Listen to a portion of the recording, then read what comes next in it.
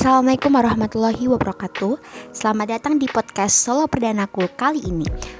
Perkenalkan, nama aku Filza Salmahanan. Sebelumnya, bagaimana kabar kalian? Pastinya dalam keadaan baik-baik saja kan? Kali ini aku mau membahas tentang banyaknya penyalahgunaan obat-obatan yang tidak lain adalah narkoba.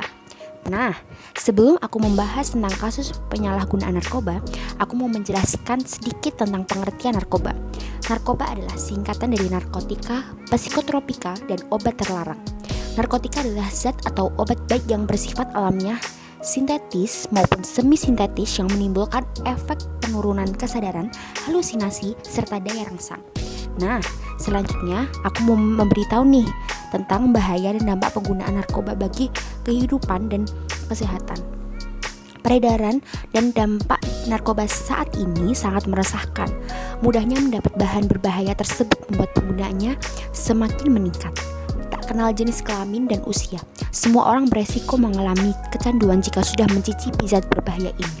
Ada banyak bahaya narkoba bagi kehidupan dan kesehatan, di antaranya adalah yang pertama, dehidrasi, yang kedua halusinasi, yang ketiga kematian, yang keempat gangguan kualitas hidup, yang terakhir adalah menurunnya tingkat kesadaran.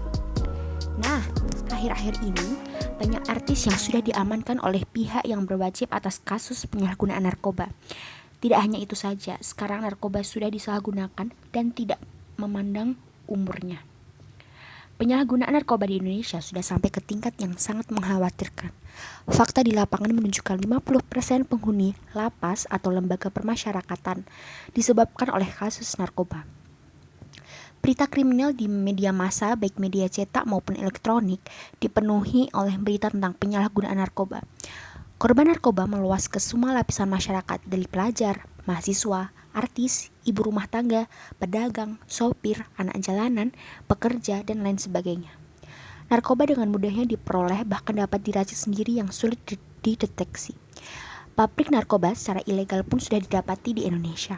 Pemakaian narkoba di luar indikasi medik, tanpa petunjuk resep dokter, dan pemakaiannya bersifat patologik atau menimbulkan kelainan dan menimbulkan hambatan dalam aktivitas di rumah, sekolah atau kampus, tempat kerja, dan lingkungan sosial. Ketergantungan narkoba diakibatkan oleh penyalahgunaan zat yang disertai dengan adanya toleransi zat atau dosis semakin tinggi dan gejala putus asa yang memiliki sifat-sifat keinginan yang tak tertahankan, kecenderungan untuk menambah takaran atau dosis, ketergantungan fisik dan psikologis.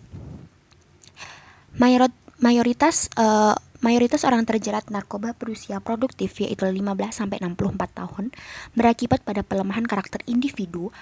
Fakta miris ini diungkap Kepala Badan Narkotika Nasional atau BNN Provinsi Riau, Robinson Siregar, seperti dikutip dari Antara Kamis 14 Oktober 2021 malam.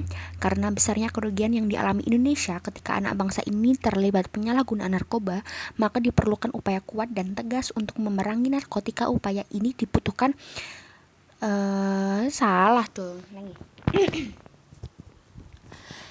Mayoritas orang terjerat narkoba berusia produktif, yaitu 15-64 tahun, berakibat pada pelemahan karakter individu. Fakta miris ini diungkapkan Kepala Badan Narkotika Nasional atau BNN Provinsi Riau, Robinson Siregar, seperti dikutip dari Antara Kamis 40 Oktober. Mayoritas orang terjerat narkoba berusia produktif, yaitu 15-64 tahun, berakibat pada pelemahan karakter individu. Fakta miris ini diungkap Kepala Badan Narkotika Nasional atau BNN Provinsi Riau, Robinson Siregar, seperti dikutip dari Antara Kamis 40 Oktober 2021 malam.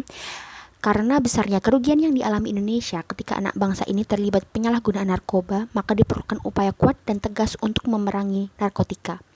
Upaya ini dibutuhkan apalagi angka prevalensi secara nasional mencapai 1,8% atau 3,4 juta penduduk terlibat narkoba. Berdasarkan survei prevalensi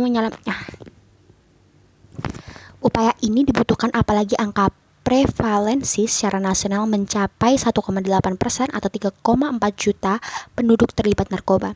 Berdasarkan survei prevalensi penyalahgunaan narkoba yang dilakukan BNN dan Pusat Penelitian Masyarakat dan Budaya Lembaga Ilmu Pengetahuan Indonesia atau LPI di 34 provinsi.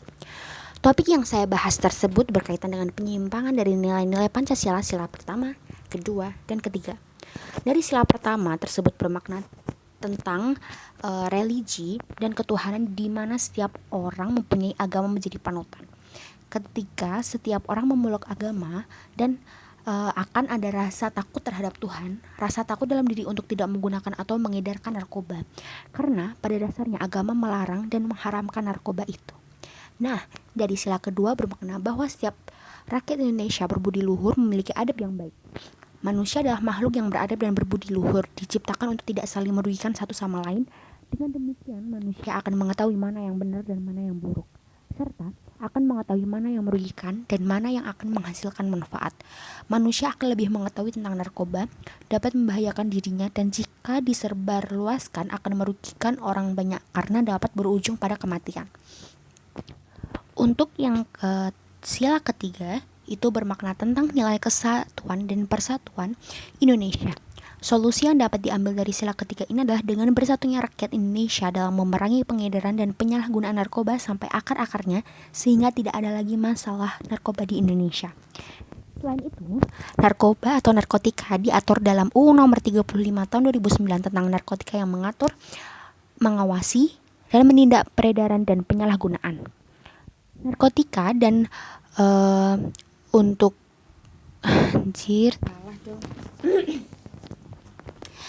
Selain itu, narkoba atau narkotika diatur dalam UU Nomor 35 Tahun 2009 tentang narkotika yang mengatur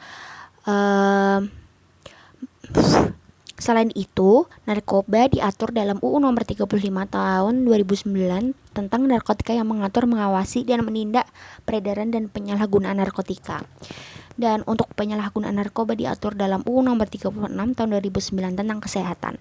Demikian yang bisa aku sampaikan tentang banyaknya penyalahgunaan narkoba. Oke, tidak terasa kita sudah sampai di penghujung pertemuan kita kali ini. Jika ada salah kata mohon dimaafkan. Terima kasih sudah mendengarkan. Sampai jumpa. Wassalamualaikum warahmatullahi wabarakatuh.